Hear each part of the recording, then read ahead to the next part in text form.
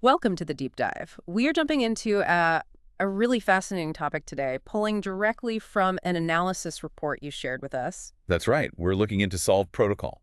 The source material describes it as, well, a Bitcoin staking protocol. Okay, yeah, let's unpack this. Our goal here is really to sift through this report, pull out the key insights, the stuff that really matters, specifically for you, the listener. And the report, it really zeroes in on this huge opportunity, or maybe, a problem that Solv is trying to tackle. It is. It highlights over $1 trillion worth of Bitcoin just sitting there, idle. Wow, $1 trillion. Yeah, assets not earning any yield, not really participating in the wider financial world, especially DeFi, decentralized finance. Just parked. That's a huge amount of potential, just Yeah. untapped. Okay, so what's the plan then? Let's dig into what the sources say about how Solv Protocol actually aims to, wake up all that Bitcoin. Well, according to the source material, Solv Protocol's mission is pretty clear.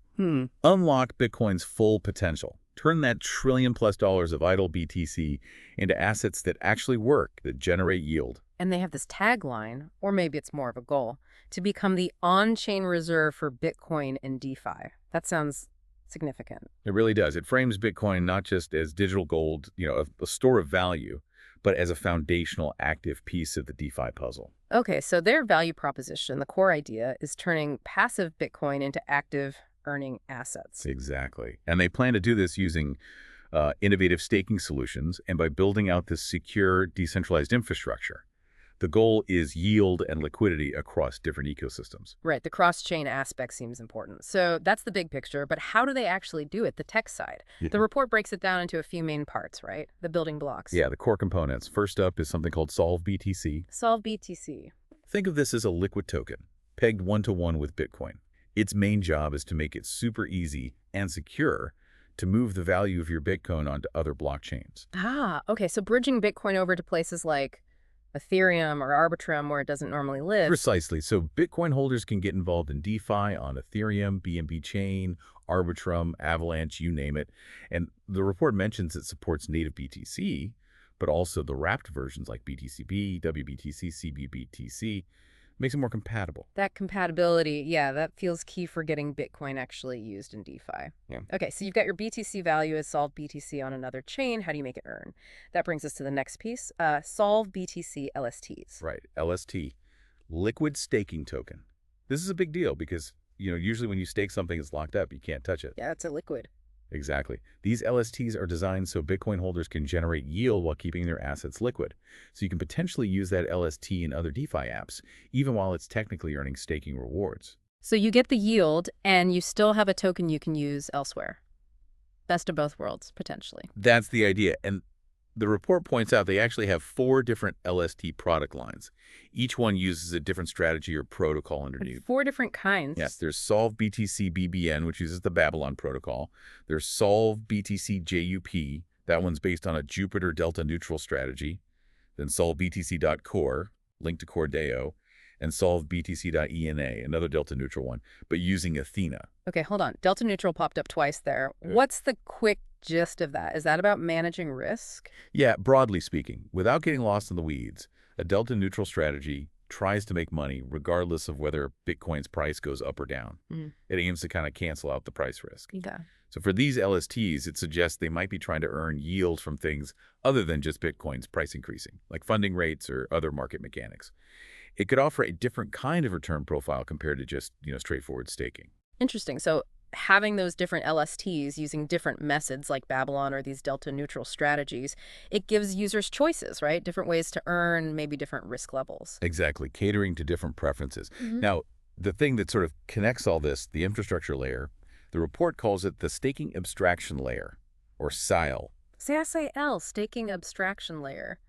Sounds complex. Well, that's the point. It handles the complexity. Yeah. The report highlights that staking Bitcoin or Bitcoin derivatives across all these different chains and protocols, it's messy. Yeah, I bet. Different rules, different parameters everywhere. Right. So the SLL is meant to abstract all that away. Hide the complexity from you, the user. It gives you one single unified interface to interact with. Oh, okay, like a universal remote control, but for Bitcoin staking across all these different networks. That's a great analogy. Yeah, exactly. And the report stresses that it's decentralized and non-custodial, meaning they don't hold your funds. No central parties in control. It relies on smart contracts, maybe some Bitcoin scripts, and third-party verifiers to manage everything securely without taking custody of your assets. Okay, that non-custodial part is usually pretty important for people in DeFi. And inside this SIL, this abstraction layer, the report lists a few technical services. What do they do? Think of them as the engine parts within the SIL. There's the staking abstraction matrix, probably standardizes how different staking rules are handled. LST issuance, that's what actually creates those liquid staking tokens we talked about. Got it. Then staking verification, make sure everything's done correctly.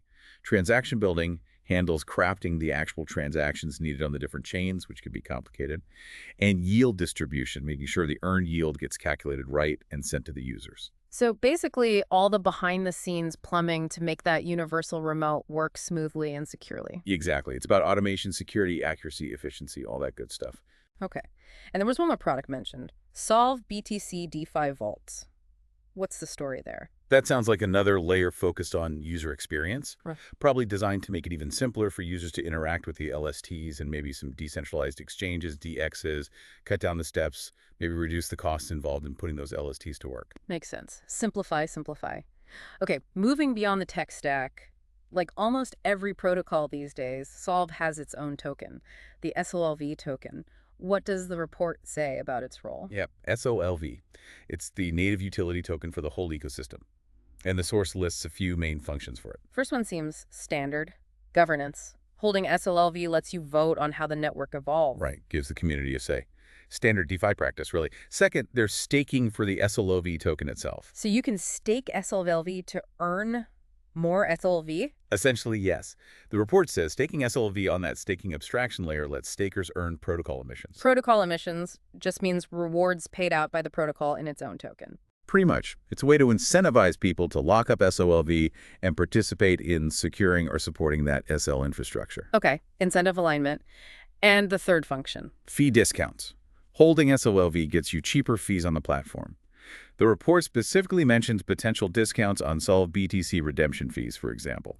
So a direct financial benefit for holding the token. Governance, staking rewards, fee discounts. Got it. Now, let's talk money. The report dives into the tokenomics and financing side of things, too. Yeah, and it looks like they've raised a decent chunk of change, about $24 million USD across 4 private token sale rounds. And the report actually gives the valuations for those rounds, which is always interesting to see. It is. Shows a trajectory. They raised about $1 million when the project was valued around $20 million, then $4.5 million at a $45 million valuation, then $6.6 million at $80 million. The latest one mentioned was $11.7 million raised at a $200 million valuation. So clearly increasing valuations, suggesting growing investor confidence in those private stages. What about the token supply itself? The report gives numbers as of the end of 2024. Right. A maximum supply is stated as 9.66 billion SOLV. But, and this is important, the report notes this maximum is dynamic. Dynamic. How so? It can apparently increase through network governance, specifically for something called Bitcoin reserve offerings, which we should definitely talk more about. Okay, we'll circle back to that. What about the initial supply? The total Genesis supply, the amount created at the start, is 8.4 billion SOLV. That's about 87% of that initial maximum figure. And how much of that was actually circulating when it listed on Binance? The report says the initial circulating supply was just under 1.5 billion SOLV, so roughly 17–18% of the Genesis supply, or about 15% of that initial max supply. And the report also breaks down who got those Genesis tokens, right? Investors, the team, community rewards. Yeah, it gives percentages for all those categories. Private investors got about 29%, Binance Megadrop 7%, community and DAO Treasury 18%, team and advisors 13%, and so on. Standard stuff to look at for distribution. Okay, now let's go back to that dynamic supply and these Bitcoin reserve offerings. BROs, the report calls them. What's the deal there? Sounds important. It sounds very important, especially for token holders. The report explains BROs are Solv's mechanism to acquire actual native Bitcoin for a reserve owned by the protocol itself. So the protocol wants to hold its own BTC. How do these BROs help them do that? Okay, so the report outlines plans for 3 BROs scheduled for Q1, Q2, and Q3 of 2025.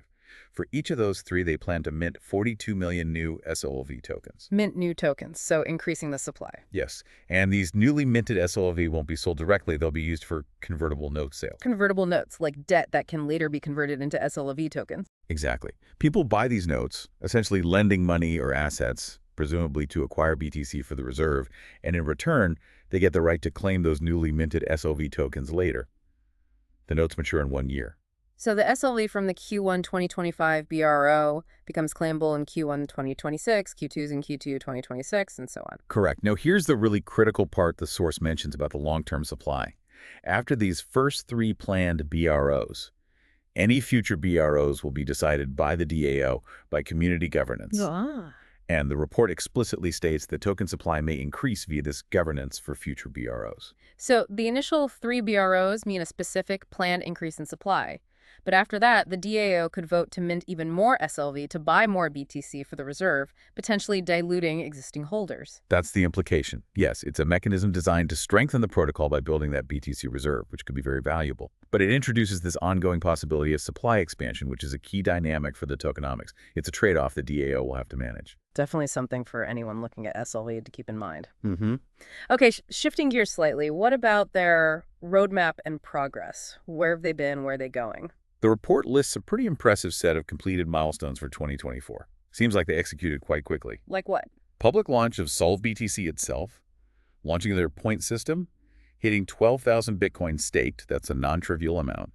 They launched 2 LSTs, SolvBTC, NEBVN, SolvBTC.ENA, deploy the actual staking abstraction layer. That $2 billion in TVL milestone they list also jumps out. Total value locked. Huge indicator, yeah. Shows significant capital flowed into the system early on.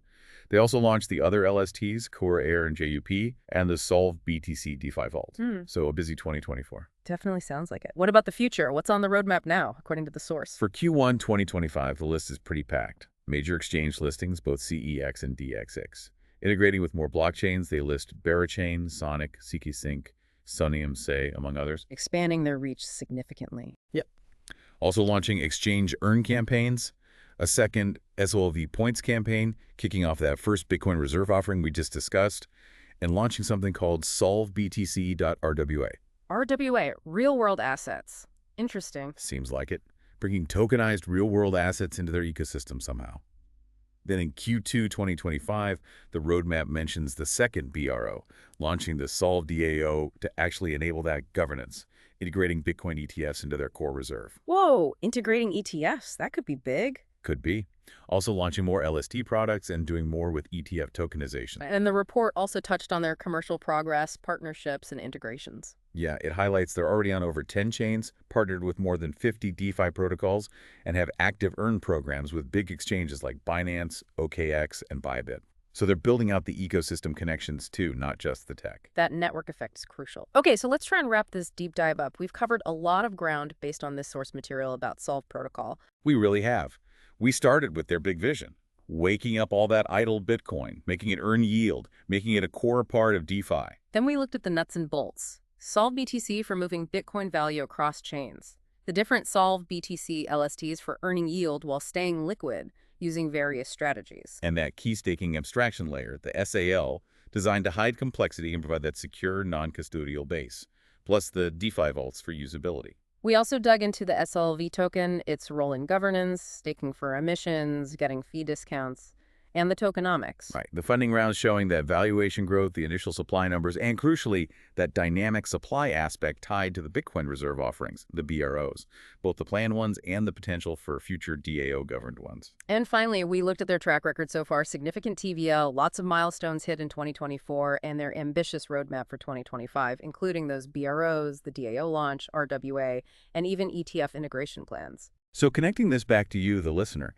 if you're trying to understand how massive assets like Bitcoin, which are often just held, can be made more active and integrated into these newer financial systems. Or if you're interested in the challenge of making things simple for users when you're dealing with all the complexities of multiple blockchains and different DeFi protocols. Then this look at Solv Protocol, based on the report, gives you a really concrete case study of one project's approach to tackling those exact problems. And maybe final thought to leave you with, something to chew on. Bitcoin as a reserve asset in DeFi is a powerful idea, but what are the biggest hurdles or maybe the biggest unlocks that come from a system like Solv? A system trying to unify yield and liquidity across many chains, but also using these mechanisms like BROs that can change its own token supply to build up that Bitcoin reserve. It's definitely a complex interplay. You've got the goal of utility and yield generation, tied to the goal of becoming a reserve holder itself, all mediated by tokenomics and DAO governance. How that balance plays out. Yeah, that'll be fascinating to watch.